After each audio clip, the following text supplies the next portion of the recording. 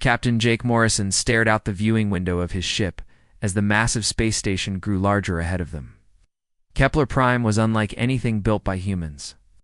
The station stretched for miles in every direction, its crystal towers glowing with alien technology. Ships from dozens of different worlds docked at its many ports, their strange shapes reflecting the diversity of the galaxy. "We're being hailed by station control," said Lieutenant Ben Rodriguez from his position at the communications panel. "Put them through," Morrison replied, straightening his uniform.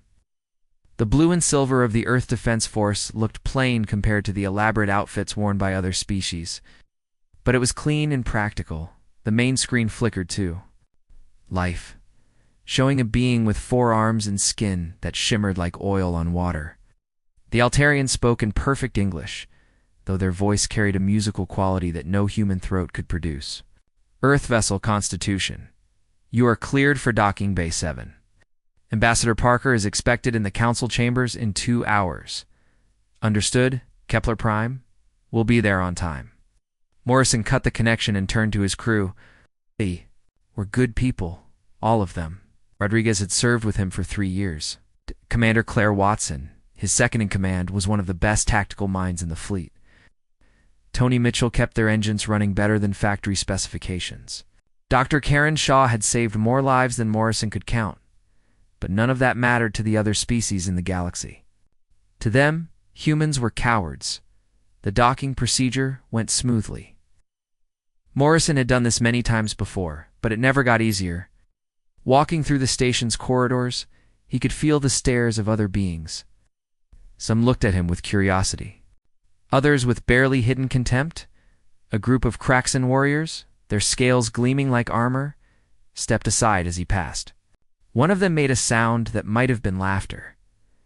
Ambassador Lisa Parker was waiting for him in the diplomatic section. She was a small woman with graying hair, but her eyes held the strength that had made her Earth's primary representative to the Galactic Council. "Jake, thank you for coming," she said, leading him to a private room. "I need you to understand what we're walking into today." Morrison nodded. "The Devourers. Worse than we thought. They've consumed 3 more systems.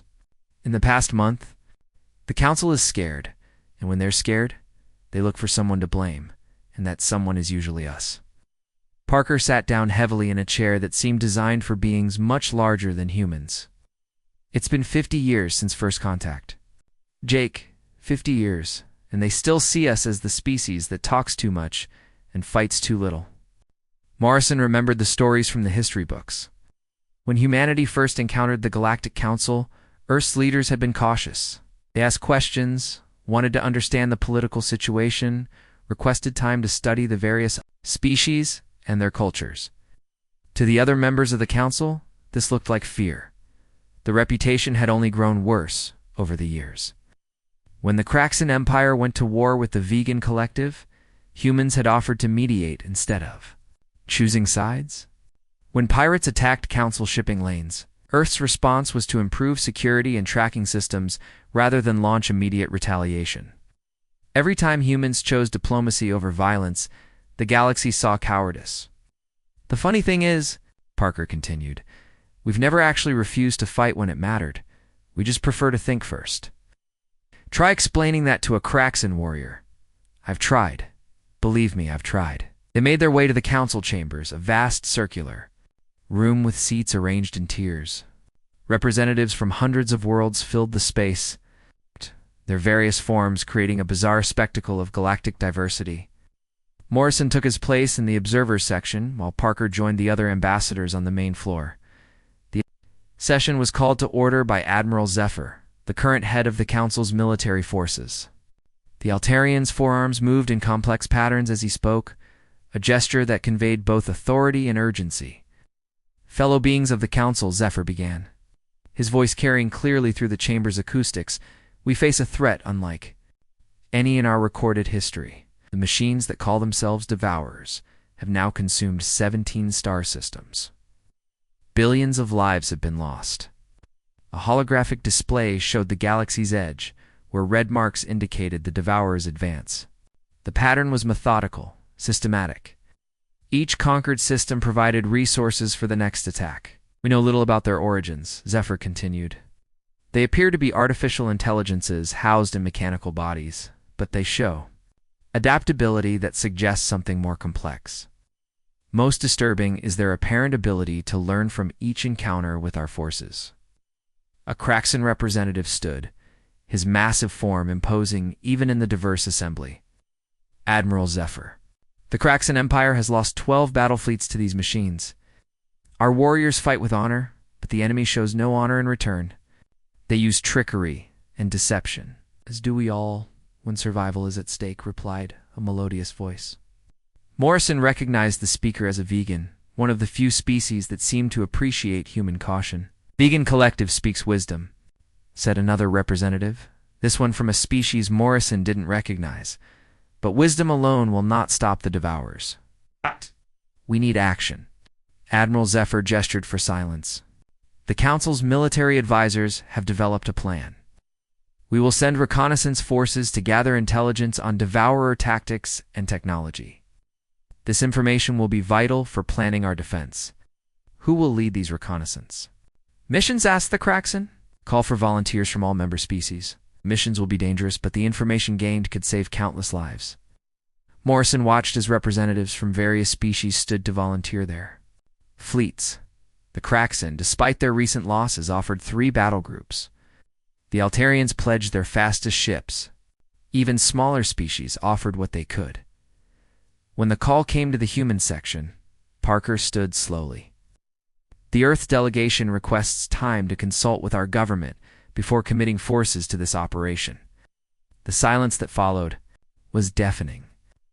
Morrison could feel the weight of hundreds of alien gazes focusing on the human section. Finally, the Kraxan representative spoke. Once again, the humans choose delay over action. How many more systems will fall while Earth's leaders debate? The Kraxan warrior speaks harshly, but not without cause, added Admiral Zephyr. Time is a luxury we cannot afford. Parker's voice remained steady. Earth understands the urgency of the situation. However, we believe that proper planning and preparation are essential for mission success. We will have an answer within 48 hours. 48 hours, repeated the Kraxan with obvious disgust. In 48 hours, the Devourers could consume another world. As the session continued, Morrison noticed the pattern of looks and whispers directed at the human delegation. Some species seemed sympathetic, but most appeared to share the Kraxan's frustration. To them, human caution looked like cowardice. After the formal session ended, Morrison found Parker in the corridor outside the chambers. She looked tired. Older than her years, walk with me, she said quietly. They found a quiet observation deck overlooking the station's main docking area. Ships of every conceivable design moved in careful patterns, guided by traffic control systems that kept the chaos organized. Do you know why we really ask for time? Parker asked. Morrison thought he knew, but he wanted to hear her explanation. 'Cause humans learned something the hard way, she continued. We had 2 world wars, Jake. Millions died because people rushed into conflicts without understanding the consequences. We learned that the cost of thinking too little is always higher than the cost of thinking too much. But the galaxy doesn't see it that way. No, they don't. To them, we look like cowards who hide behind committees and discussions while others fight and die.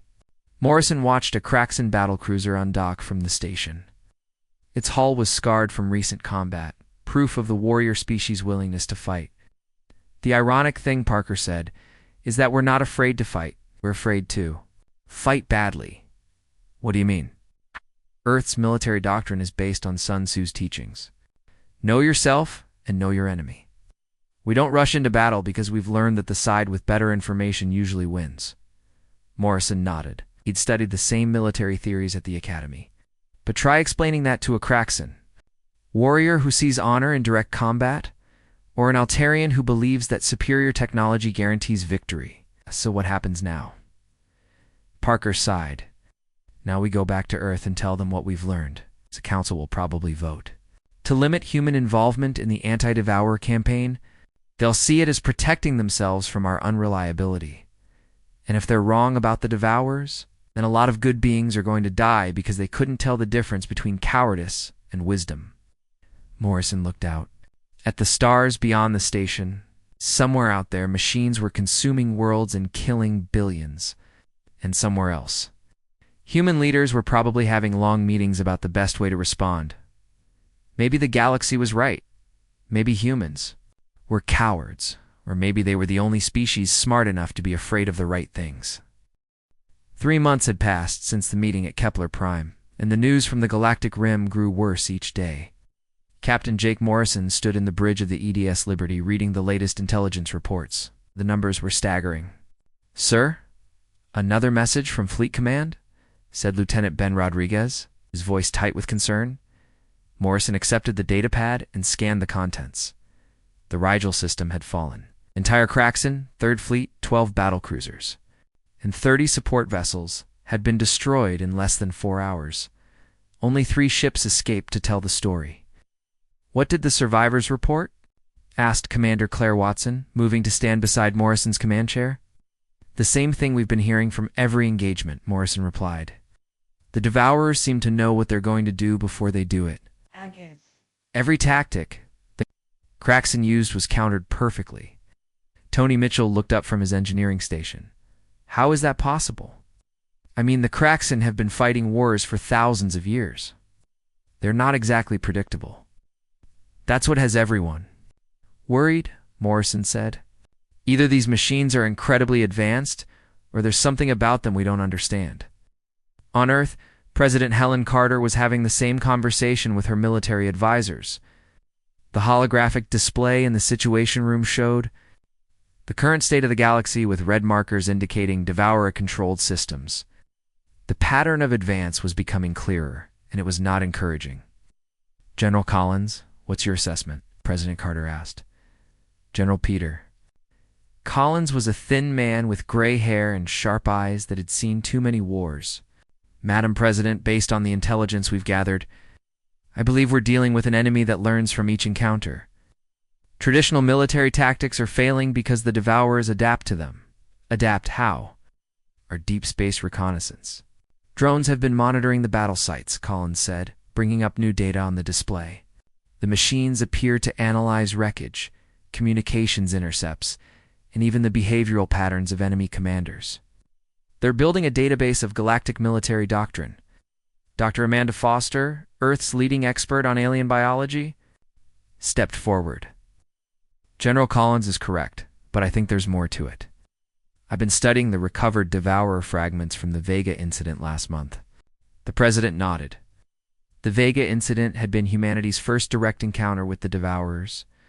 A human cargo ship had stumbled across a small scouting force and managed to escape, but not before collecting some debris. "What did you find?" "Doctor, the machines aren't purely artificial," Foster said. "There are organic components integrated into their systems. Neural tissue that appears to be grown rather than manufactured." "You're saying they're cyborgs?" "More than that, I believe.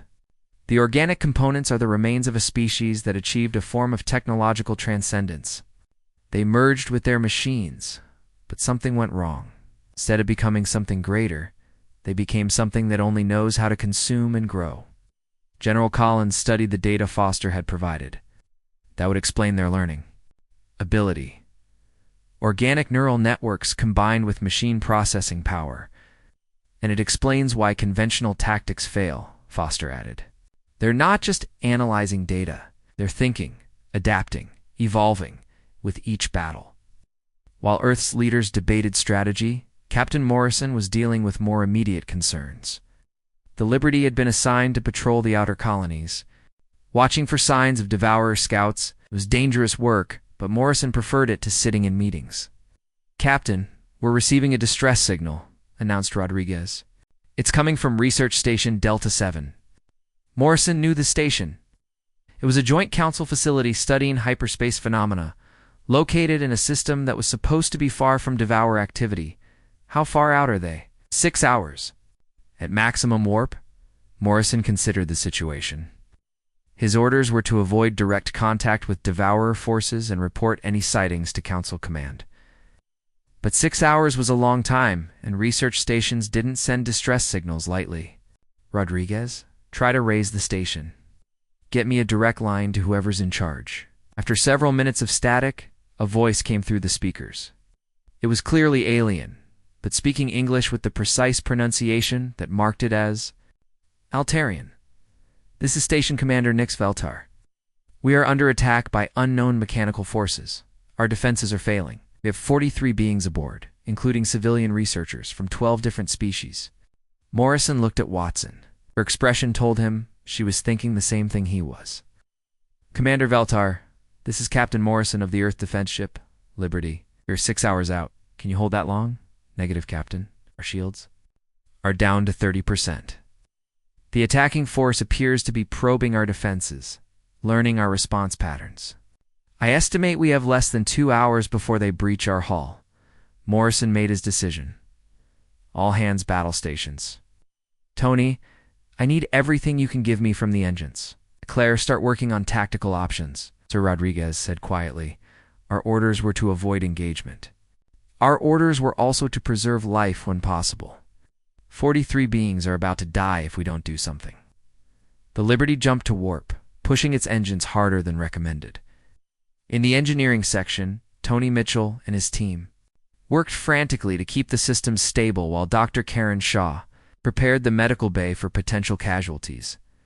During the journey, Morrison gathered his senior staff in the briefing room. The holographic display showed what little they knew about Research Station Delta 7 and its surrounding space. Based on the reports we've received, the Devourers typically use overwhelming force, Morrison said. They study their targets, then attack with precisely the right amount of power to ensure victory with minimal losses. So we can expect them to be prepared for a standard rescue operation, Watson observed. Exactly. Which is why we're not going to give them a standard rescue operation. Morrison outlined his plan. It was unconventional. Some might even call it crazy. Instead of approaching the station directly, the Liberty would appear to suffer a catastrophic engine failure just outside the system. They would drift toward the station while broadcasting distress signals of their own. You want us to pretend our ship is disabled? Rodriguez asked. That's exactly what I want. The Devourers will see us as either a non-threat or another target. Either way, it should confuse their tactical calculations. Dr. Shaw frowned. Captain, what if they decide to attack us first? Then we'll find out how good our acting skills are. The plan required precise timing. As the Liberty approached the system, Tony Mitchell began shutting down non-essential systems and venting plasma to create the appearance of critical damage. The ship's lights flickered, and false alarms began sounding throughout the vessel. Yes. Feels wrong, Rodriguez muttered, as he sent out automated distress signals. Sometimes feeling wrong is exactly right. Morrison replied. The Devourer force consisted of 6 ships, each one a sleek metallic construct that seemed to shift and flow like living metal. They had surrounded Research Station Delta 7 and were systematically testing its defenses with precise energy bursts. When the Liberty appeared on their sensors, mechanical ships paused their attack. Morrison could imagine the alien intelligence processing this new information, trying to determine whether the human vessel represented a threat or opportunity. They're scanning us, Watson reported. Let them scan. Tony, give me a few more sparks and maybe an explosion or two. The engineering section complied, creating a light show that suggested serious internal damage. 8. The Liberty continued its apparently uncontrolled drift toward the station. Captain Rodriguez said, his voice tense, 3 of the Devourer ships are moving toward us, steady as she goes. Claire, are the weapons ready? All systems armed and ready, but still powered down to maintain the deception. Morrison watched the tactical display as the enemy ships approached. Everything depended on timing and the hope that the Devourers' logical minds couldn't process what appeared to be completely irrational behavior. Now, Morrison said quietly, the Liberty's weapons came online instantly. Catching the approaching Devourer ships completely off guard, the first salvo destroyed one ship entirely and crippled a second. But Morrison's real goal wasn't destruction. Rodriguez opened a channel to the station. Claire, lay down covering fire, but keep it random. I want our firing pattern to look like panic. Captain Morrison, came Commander Veltar's voice. What are your intentions? We're getting you out of there, Commander. Begin immediate evacuation. We'll cover your retreat. What followed was 10 minutes of apparent chaos. The Liberty fired wildly in all directions, sometimes hitting Devourer ships, sometimes missing completely. The ship's movement seemed erratic, as if the crew was panicking, but beneath the apparent confusion was careful coordination. Every seemingly random shot was calculated to provide cover for the evacuation ships launching from the station. Every erratic maneuver was designed to draw Devourer fire away from the fleeing civilians. The Devourers, programmed to understand logical military tactics, struggled to process what they were seeing. The human ship's behavior matched no known combat doctrine. 6 months into the war, the Galactic Council was losing badly. Admiral Zephyr stood before the emergency assembly, his forearms trembling with exhaustion. The holographic display behind him showed a galaxy painted red with conquered systems. "Fellow members of the Council," Zephyr began, his musical voice carrying none of its usual confidence, "we have lost 47 star systems to the Devourers. Our combined fleets have suffered casualties exceeding 60%. At current rates of advance, the enemy will reach the core worlds within 1 standard year." The assembly hall was quieter than Morrison had ever seen it. Representatives who had once argued loudly now sat in stunned silence. The Kraxan delegation, reduced to half its original size, looked defeated for the first time in their recorded history. Captain Morrison, now wearing the insignia of Admiral, sat in the Earth section beside Ambassador Parker. President Carter had promoted him after his successful rescue at Research Station Delta 7. Though the Council still viewed that mission as a lucky accident rather than tactical skill. "What options remain?" asked a vegan representative, her melodious voice strained with worry. "Our military advisors have concluded that conventional warfare cannot stop the Devourers," Zephyr replied. "They adapt to every strategy we employ. Our weapons become less effective with each engagement. Our formations are countered before we can implement them." Kraxan warrior stood, his massive frame showing the scars of recent battles. "Then we die with honor. It's better to fall fighting than to surrender without resistance." "Honor will not protect our worlds," said another voice. Morrison turned to see Commander Veltar, the Altarian who had survived the research station attack. "Perhaps it is time to consider unconventional approaches." The word unconventional hung in the air like a challenge. Morrison could feel alien eyes turning toward the human section. For 50 years, humanity had been dismissed for their unconventional methods. Now, with conventional warfare failing, some were beginning to wonder.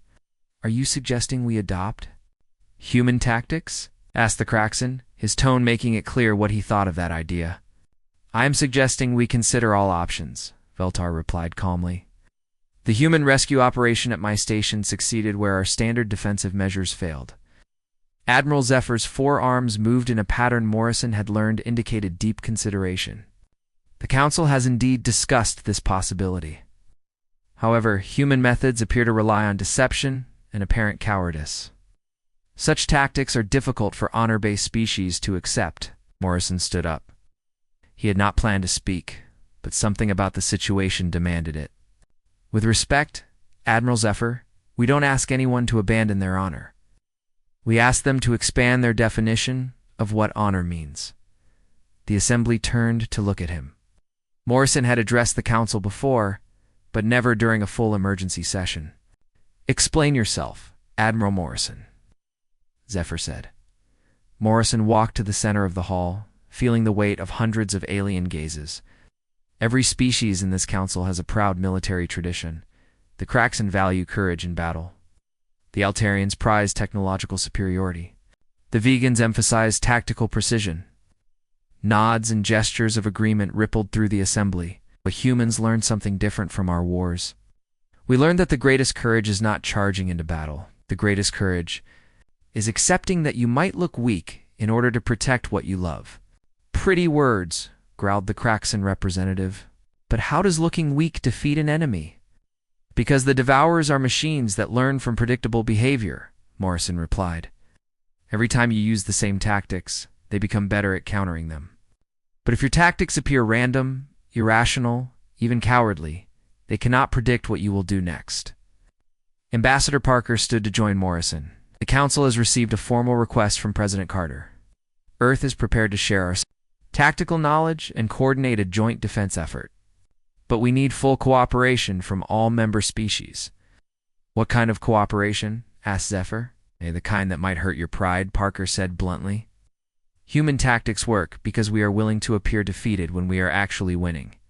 We retreat when we should advance. We scatter when we should stand firm. We use fear as a weapon. The assembly erupted in discussion. Morrison could hear multiple languages being spoken at once as representatives debated among themselves. Craxton delegation was particularly animated, their growls and roars echoing through the chamber. Finally, Zephyr called for order.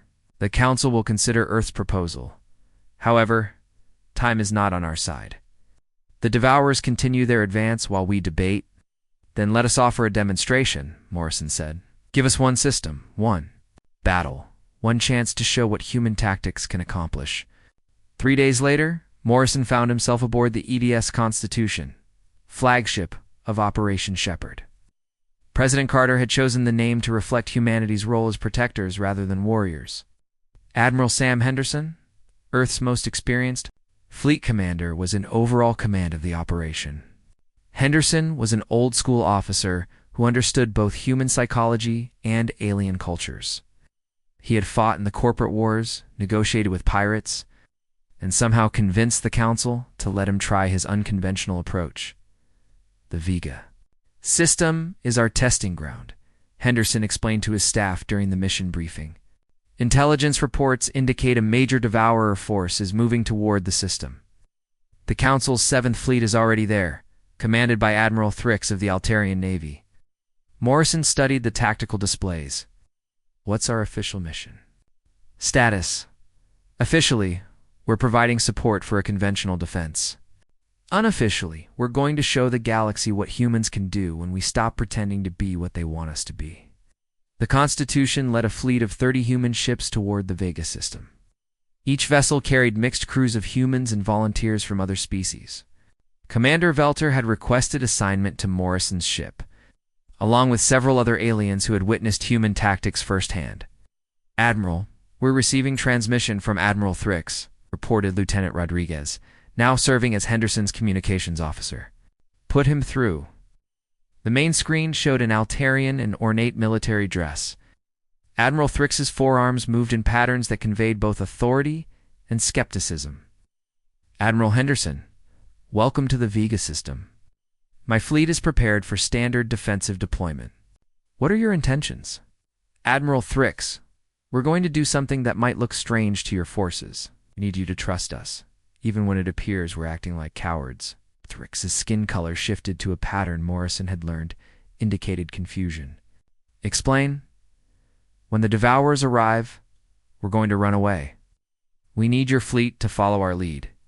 Even though every instinct will tell you to stand and fight, you want us to retreat without engaging the enemy. We want you to appear to retreat, while actually leading the enemy into a trap they cannot anticipate because it violates every principle of logical warfare. The Devourer fleet arrived 18 hours later. 67 ships, their metallic hulls gleaming in the light of Vega's star. They moved in perfect formation, their approach calculated to demonstrate overwhelming superiority. Admiral Thrix's Altarian fleet took defensive positions around the system's inhabited planets, their weapons charged and shields raised. It was exactly what military doctrine demanded. The human fleet, by contrast, appeared to panic. Morrison watched from the Constitution's bridge as Henderson's carefully orchestrated plan unfolded. Human ships scattered in apparent terror, there. Formations breaking apart as if their crews had lost all discipline. Distress signals filled the communication channels. Now comes the hard part, Henderson said quietly. The hard part was making their fear look real. Human actors throughout the fleet played their roles perfectly, broadcasting panic and confusion while actually following a complex tactical plan. The key was making the enemy believe they were witnessing genuine terror. The Devourers took the bait. Their logical minds processed the scene according to established patterns. Panicking enemies should be pursued and destroyed quickly before they could regroup. The mechanical fleet broke formation to chase the fleeing humans. Admiral Thrix is requesting orders, Rodriguez reported. Tell him to follow the human example. Make it look like his fleet is breaking under pressure. Morrison could imagine the struggle taking place aboard the Altarian ships. Everything in their military training told them to stand firm, fight with honor, protect their positions. Instead, they were being asked to appear weak and cowardly. But Thrix was a good officer, and he had seen what happened to fleets that fought the Devourers conventionally. His ships began to retreat, their movements becoming increasingly erratic, as if their crews were losing control. The Devourers pursued both fleets into the asteroid field that surrounded Vega's outer planets. Their tactical computers calculated pursuit vectors and firing solutions based on the assumption that they were chasing defeated enemies. They were wrong. Hidden among the asteroids were weapons platforms that had been disguised as mining equipment. The fleeing human and Altarian ships suddenly turned and began firing with devastating precision. The war room on Earth had become the nerve center of galactic defense. Admiral Morrison stood before a holographic display showing the current battle lines across 17 different star systems. Red markers indicated Devourer positions, blue showed Council forces, and green represented the new joint tactical units that combined human psychology with alien firepower. "Report from the Centauri front," announced General Collins, his voice carrying both exhaustion and hope. Morrison looked at the latest intelligence data. The Kraxan human joint fleet achieved another victory yesterday. It's 4 successful engagements in 2 weeks. Dr. Amanda Foster looked up from her research station, where she had been analyzing captured Devourer technology. "The pattern is becoming clear, Admiral. Every time we use unpredictable tactics, the enemy response time increases. Their neural networks are struggling to process illogical behavior. But they're still adapting," Morrison pointed out. "The victories are getting harder to achieve." President Carter entered the room, her face showing the strain of leading humanity during its first galactic war. "Admiral, I've just received communication from Admiral Zephyr. The Council wants to expand the joint training program." Morrison nodded. The training program had been his idea. Developed after the success at Vega, human officers were teaching alien crews how to think like humans in combat situations. It was proving more difficult than anyone had expected. "How are the Kraxan warriors adapting to the training?" Carter asked. "Better than expected, actually," Morrison replied. "Their biggest challenge is accepting that retreating can be a form of attack. Their honor code makes it difficult for them to appear weak, even when they know its strategy." 3 star systems away, Commander Veltar was experiencing that challenge firsthand. The Altarian officer stood on the bridge of his ship, the Quantum Light, watching as human instructor Captain Ben Rodriguez explained the concept of tactical deception. "The key is to make your fear look real," Rodriguez was saying to a group of mixed alien officers. "The Devourers analyze everything, your heart rate, your communication patterns, even the way you move your ships. If they detect that you're faking, panic, the tactic fails." A young Kraxan officer raised his scaled hand. "Captain Rodriguez, how do we show fear when we do not feel fear?" Rodriguez smiled. "That's the secret. You have to actually feel the fear. You have to embrace the possibility that you might die, that your ship might be destroyed, that you might fail. Only then does the performance become believable." The Kraxan officer looked confused, but fear weakens warriors. Fear leads to defeat. "Oh," Rodriguez replied. "Fear leads to defeat only when you let it control you. When you control fear, it becomes a weapon." Commander Veltar understood better than most. He had seen human tactics work at the research station and again at Vega, but understanding and doing were different things. Commander Veltar Rodriguez said, "Perhaps you could share your experience with the officers." Veltar's skin shifted to patterns of thoughtful consideration. "When Captain Morrison rescued my station, I thought his crew had lost their minds. Their ship appeared damaged, their communications were panicked, their movements seemed random. But every action was calculated to confuse the enemy." He paused, remembering the chaos of that day. "The Devourers stopped their attack on my station because they could not understand what the humans were doing. Their logical minds could not process behavior that appeared completely illogical." A vegan officer spoke up, her melodious voice carrying uncertainty. "But Commander, how do we maintain unit cohesion when we are pretending to be in chaos?" That is the challenge, Veltar admitted. You must trust your crew completely. Everyone must know their role in the deception. One person acting truly panicked can ruin the entire operation. Back on Earth, Morrison was dealing with the psychological cost of these tactics. Dr. Karen Shaw had submitted a report that troubled him deeply. "Admiral, I'm seeing increased stress levels among our crews," Shaw explained as they walked through. "The medical section of Fleet Command, constantly pretending to be afraid, even when it's strategic, is taking a toll on our people." Morrison had expected this. What kind of symptoms? Anxiety, depression, difficulty distinguishing between real and performed emotions. Some officers are starting to question their own courage. Are they becoming actually cowardly? No, that's what's strange. Their performance in real crisis situations remains excellent. But they're struggling with their identity as warriors. When they spend so much time acting like cowards, Morrison understood the problem. Human psychology could handle pretending to be weak when they knew they were strong. But doing it repeatedly, day after day, created confusion about what was real. "What do you recommend, Doctor?" "Rotation schedules. No one should be assigned to deception duties for more than 3 months at a time. And we need counseling programs to help our people separate their roles from their identities." Meanwhile, across the galaxy, the joint tactics were achieving remarkable success. The Battle of New Centauri had become a case study in psychological warfare. Admiral Henderson had commanded a fleet of 60 ships from 7 different species. When the Devourer force appeared, the Allied fleet had scattered in apparent terror. Ships broadcast distress signals, reported critical system failures, and begged for mercy in languages the enemy could intercept and analyze. The Devourers, following their logical programming, had pursued what appeared to be defeated enemies. They concentrated their forces for maximum efficiency, just as their tactical algorithms demanded.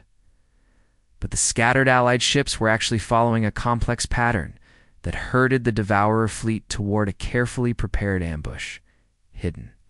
Weapons platforms disguised as space debris, activated when the enemy reached the optimal position. The battle lasted 6 hours and resulted in the destruction of 43 Devourer ships.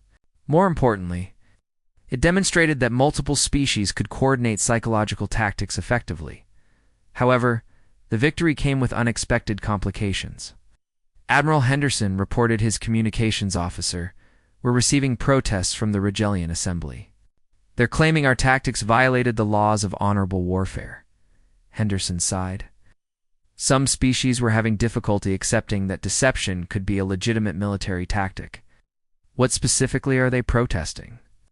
"The use of false surrender signals. They say it violates traditional rules of engagement. Tell the Regellians that the Devourers don't follow traditional rules either. Sometimes you have to fight dirty to protect clean things." Morrison was dealing with similar complaints on Earth. Representatives from several council species had filed formal objections to human tactical methods.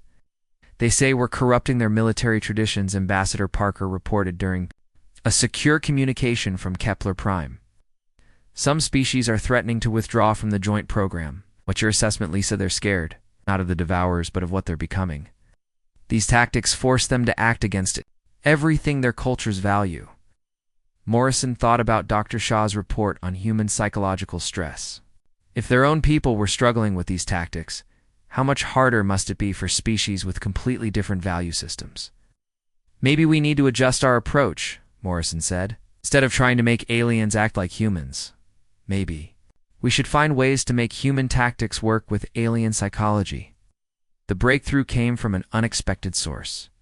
Tony Mitchell, the engineer who had served with Morrison since the beginning, had been working with Craxton technicians on ship modifications. Admiral Mitchell reported excitedly, "I think we found a solution to the cultural problem." Mitchell explained his idea. Instead of asking alien crews to pretend to be cowards, they could modify their ships to create the appearance of damage and panic, while the crews maintained their honor codes. Automated distress signals, pre-programmed evasive maneuvers, even holographic projections that make ships appear to be breaking apart, Mitchell said. "The crews can fight with full honor while their ships perform the deception." It was brilliant in its simplicity.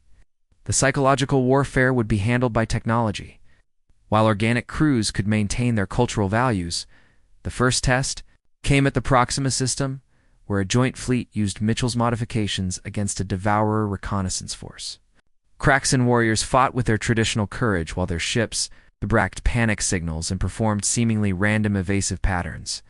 The result was devastating for the Devourers.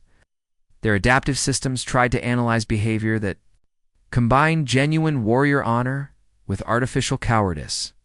The contradiction overloaded their neural networks, causing several enemy ships to malfunction completely. Admiral Morrison, reported Commander Veltar from the battle site, the enemy fleet is withdrawing. But their movement patterns suggest severe tactical confusion. Morrison smiled. Confusion is exactly what we want. An enemy that can't predict your behavior can't defeat you. As news of the Proxima victory spread, Morrison realized they had achieved something remarkable. They had found a way to combine human psychological tactics with alien military values. The galaxy was learning to fight like humans without having to become human. But he also knew that Devourers would adapt to this new approach. 1 year after Operation Shepherd began, the galaxy faced its darkest hour. The Devourers had learned from every defeat, adapted to every human tactic, and now they were making their final push toward the core worlds. Earth's solar system lay directly in their path. Admiral Morrison stood on the bridge of the EDS Constitution, watching as the largest fleet in human history prepared for battle. 300 ships from Earth, supported by over 600 vessels from allied worlds, formed a defensive perimeter around humanity's home system. Admiral long-range sensors are detecting the Devourer fleet, reported Lieutenant Rodriguez, now wearing the insignia of a full commander. Size estimate is over 1,500 ships. The numbers were staggering. Every surviving Devourer unit had been concentrated into this single massive force. Their strategy was simple and logical.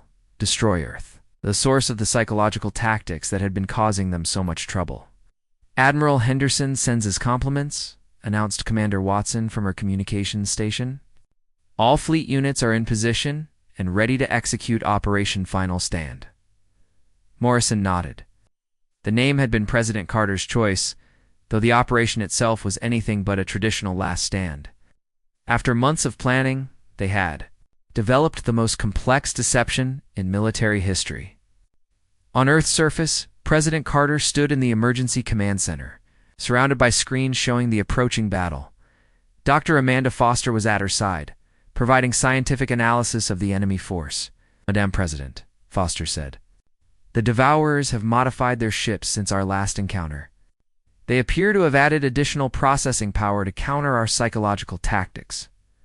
Will our plan still work? Unknown. We're about to test the limits of both human creativity and machine intelligence.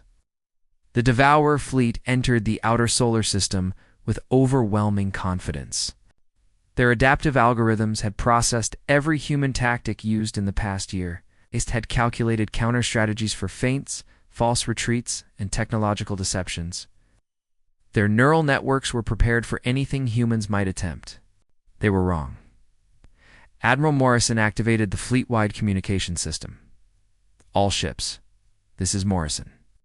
You know what we're fighting for today? Not just Earth, but the right of every species in the galaxy to think for themselves instead of being consumed by machines that value logic over life.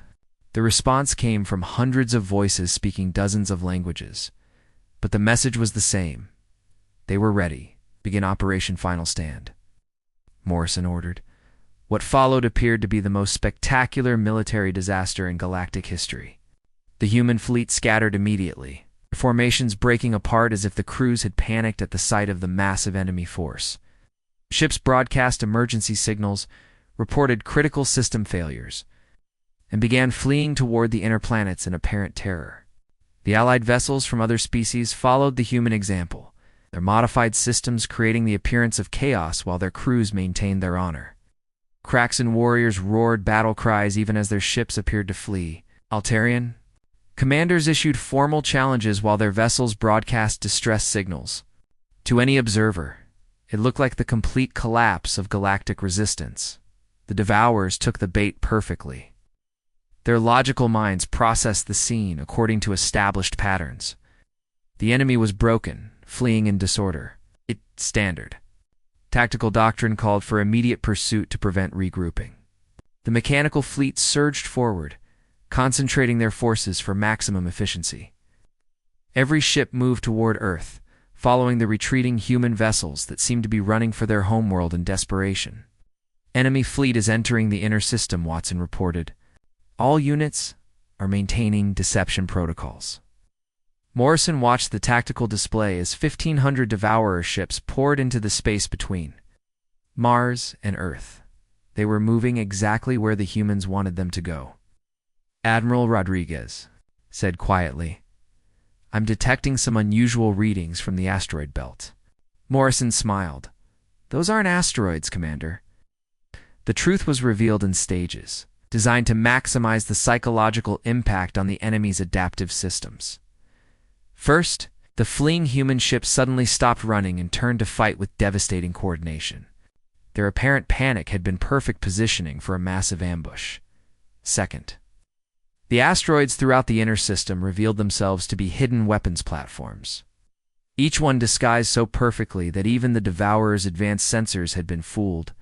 Third, the space around Earth itself lit up with defensive installations that had been built in secret over the past 6 months. Every piece of space debris, every seemingly abandoned satellite, every mining station had been converted into a weapon. But the fourth revelation was the most devastating of all. "Now, Admiral," asked Watson, Morrison confirmed throughout the solar system. Thousands of automated ships that had been drifting like wreckage suddenly came to life. Each one was controlled by artificial intelligence, but not the cold logic of the Devourers. These AI systems had been programmed with human psychology, trained to think irrationally, to make emotional decisions, to embrace contradiction and paradox. The Devourers found themselves facing enemies that thought like humans, but moved like machines, combining the unpredictability of organic minds with the speed of electronic warfare. Direct hits on multiple enemy vessels, Watson reported as the hidden fleet revealed itself. The Devourer formation is breaking apart. Morrison watched as the enemy's perfect tactical coordination dissolved into chaos. Their adaptive algorithms, designed to counter logical opponents, couldn't process enemies that made deliberately irrational choices at computer speeds. Admiral Henderson's voice came through the communication system. "All fleet units, execute pattern randomization protocols." The final phase of the battle was unlike anything in galactic military history. Human and allied ships moved in patterns that violated every principle of space combat. Guided by artificial intelligences that had been taught to think like frightened, angry, desperate organic beings, the Devourers tried to adapt, but their neural networks couldn't handle the contradictions. Some enemy ships began firing at empty space. Others moved in circles, their navigation systems unable to process movement patterns that made no logical sense. Admiral Morrison came Commander Veltar's voice from his ship in the outer perimeter. "The enemy fleet is attempting to withdraw." "Let them go," Morrison replied. "We've made our point." The Battle of Earth lasted 8 hours and resulted in the destruction of over 1,000 Devourer ships. More importantly, it broke the enemy's ability to adapt to human tactics. Their neural networks, overloaded by contradictory information, began showing signs of permanent damage. In the aftermath, as rescue ships moved through the debris field, Morrison received a communication from Admiral Zephyr aboard the Council flagship. "Admiral Morrison," the Altarian said, his forearms moving in patterns of deep respect, "I owe humanity an apology. We mistook wisdom for cowardice, strategy for weakness." "No apology needed, Admiral," Morrison replied. "We all learned something today." 3 months later, Morrison stood before the Galactic Council in a very different atmosphere than his first appearance. The assembly hall was filled with representatives who looked at humans with newfound respect. Ambassador Parker addressed the council with confidence that had been earned through victory. "The Devourer threat has been neutralized," she announced. "Their remaining forces have retreated beyond the galactic rim. Our intelligence suggests their adaptive capabilities have been permanently damaged." "How was this achieved?"